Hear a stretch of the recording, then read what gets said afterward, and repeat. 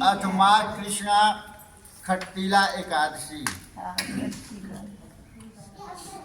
एकादशी महात्म की कथाएं सुनने के बाद पांडु पुत्र युधिष्ठिर ने पुनः श्री कृष्ण भगवान से कहा, कृपया अन्य एकादशियों की कथाएं भी सुनाने का कष्ट करें। आ जाओ, बैठ जाओ। ले जाओ, आओ। हम बोले, एक समय दालभ्य ऋषि ने पुलस्त ऋषि से अनुरोध किया कि माघ कृष्ण पक्ष की खट्टीला एकादशी की कथा सुनाने की कृपा करे, क्योंकि पृथ्वी लोक के मनुष्य अनेक पाप करते हैं। वे हत्या जैसे घोर पाप करते हैं, पराये धन की चोरी तथा दूसरे की उन्नति को देख करके ईर्ष्या करते हैं। अनेक प्रकार के व्यसनों में फंसे उनको नरक प्राप्त न हो, इसका क्या उपाय है?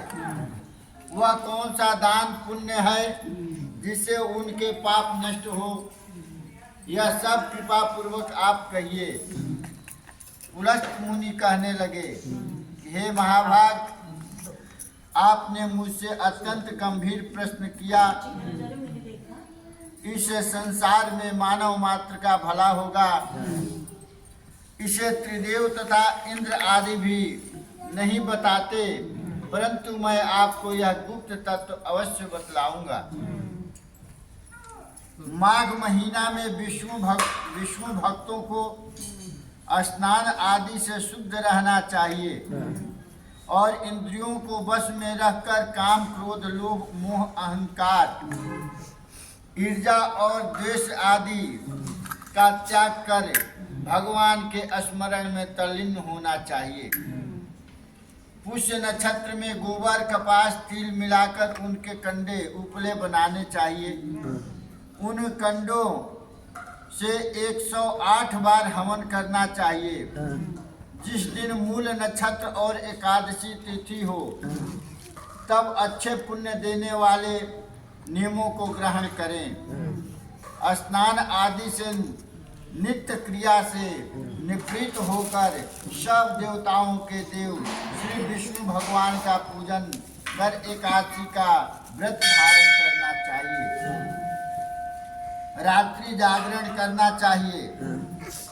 उसके दूसरे दिन धूप, दीप, नैवेद्य आदि से भगवान का पूजन कर खिचड़ी का भोग लगाना चाहिए। तत्पश्चात पेठा, नारियल, सीताफल या सुपारी सहित अर्घ देकर स्तुति करनी चाहिए। भगवान, आप तीनों को शरण देने वाले हैं। इस संसार सागर में फंसे व्यक्तियों का उद्धार करने वाले हैं। हे पुंडरीकाक्ष, हे विश्वभावन, हे सुप्रिया, हे पूर्वज, हे जगतपते, आप लक्ष्मी सहित इस तुच्छ अर्घ को ग्रहण करें, स्वीकार करें। इसके पश्चात जल से भरा हुआ कुंभ घड़ा ब्राह्मण को दान देना चाहिए। ब्राह्मण को श्याम रंग के गौ और तिल पात्र देना भी उत्तम है।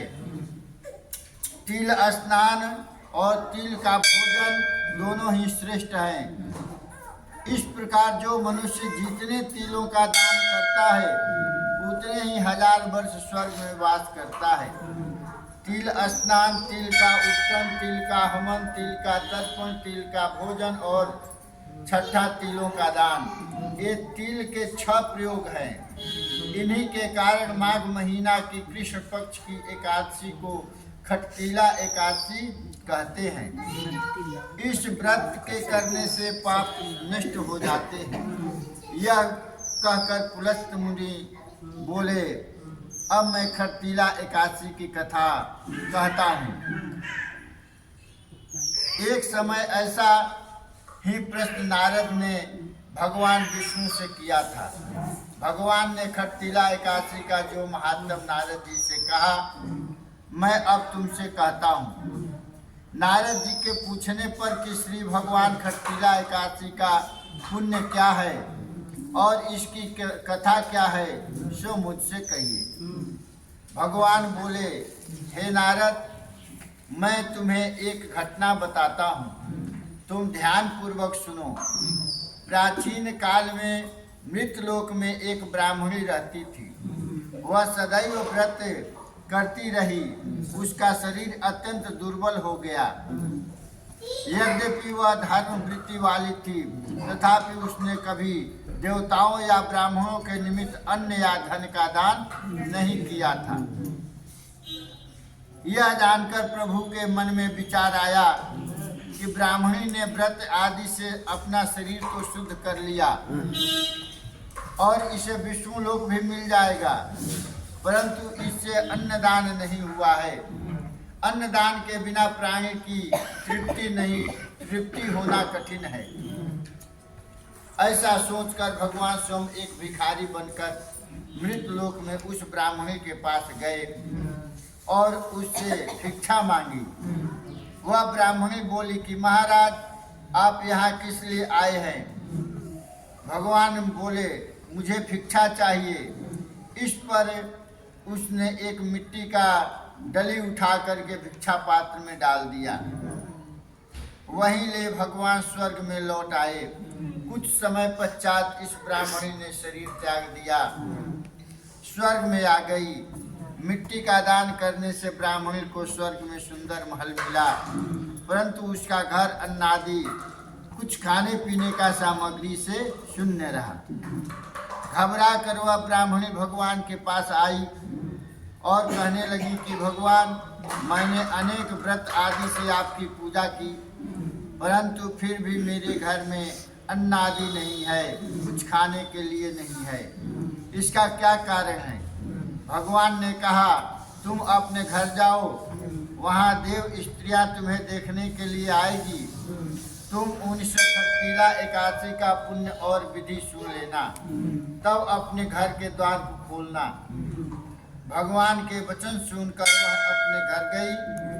जब देव स्त्रियां आई और द्वार खोलने के लिए कहा, तो ब्राह्मणी बोली कि यदि आप मुझे देखने आई हैं, तो पहले खरतीला एकादशी का महात्म कहिए, तब मैं द्वार खोलूंगी। उनमें से एक देव स्त्री ने खरतीला एकादशी का महत्व सुनाया। इस प्रकार ब्राह्मणी ने खरतीला एकादशी का महात्म सुन लिया। अब उसने द्वार को खोला। देवांगनाओं ने उसको देखा कि न तो वह गांधवी है और न आसुरी है, वरन मानुषी है।